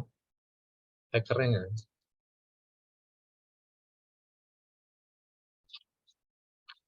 Nah, biasanya Nah, beberapa perusahaan apa interview code-nya pakai ini nih, pakai hackernya. Kalian kita coba latihan interview ya. Latihan interview, bukan interview sih. Technical test.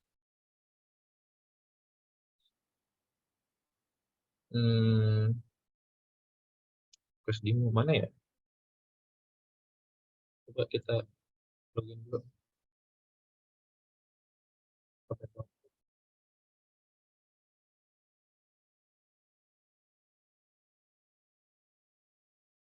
Ini KM3G web masih ada, Mas. Problem solving. Oke. Ini deh, kita coba ya problem solving.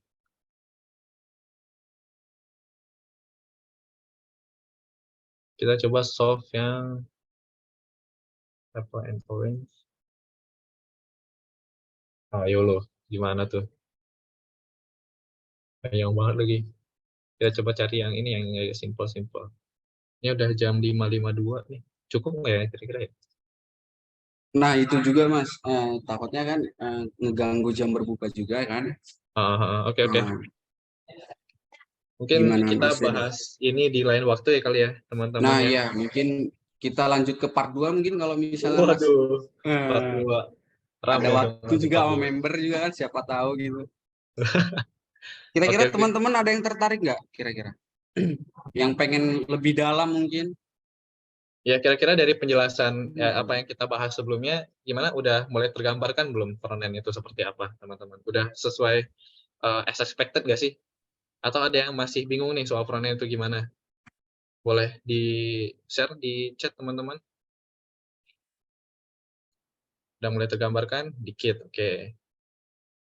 Dari yang lain? Saya tertarik banget untuk belajar lanjutannya. Wih, mantap banget. Ayo kita bumikan front end. Mantap Mas, udah mulai tergambar. Mantap. Yang lain? Sama Bang, hidup front end. Oke, mantap. Oke, Bumikan front end. mantap.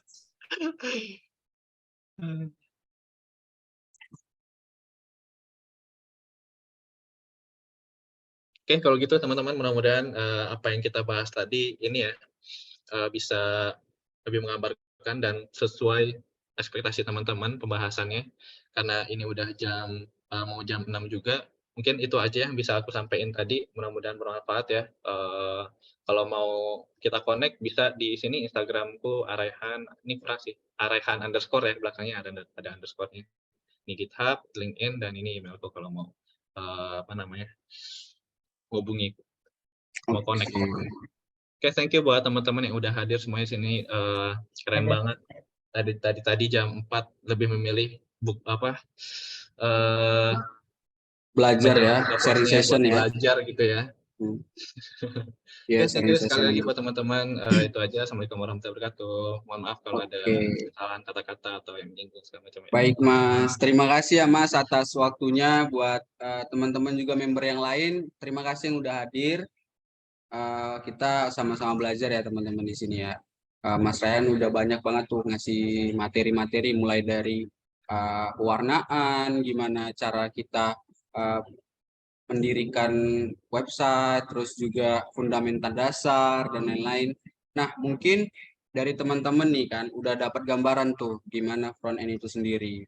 Oke lah, kita untuk mempersingkat waktu bentar lagi mungkin udah mau waktunya berbuka ya.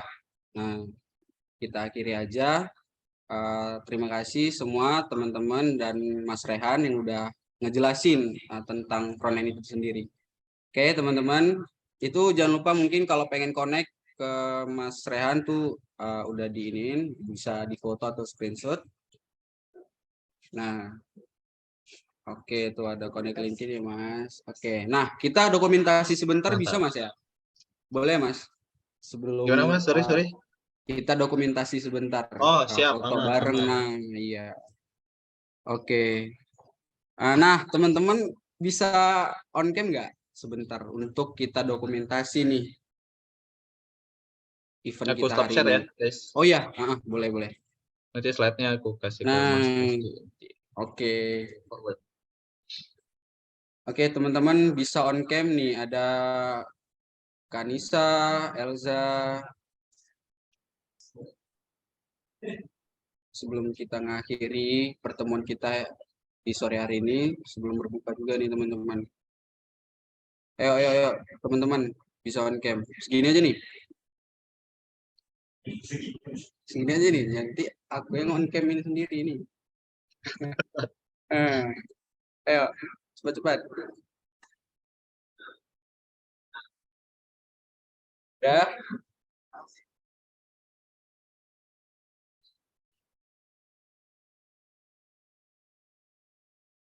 Oke, teman-teman, kita foto ya.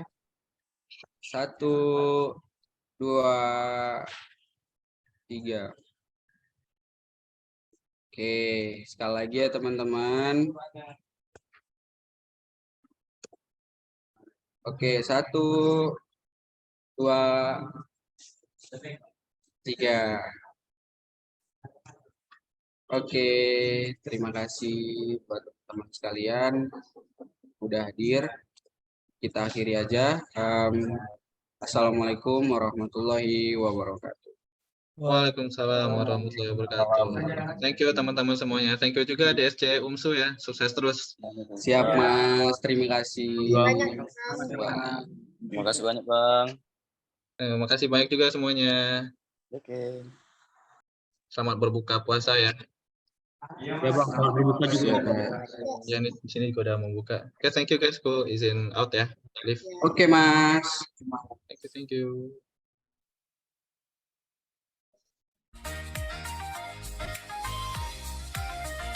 Udah kan 2 jam. Iya kan?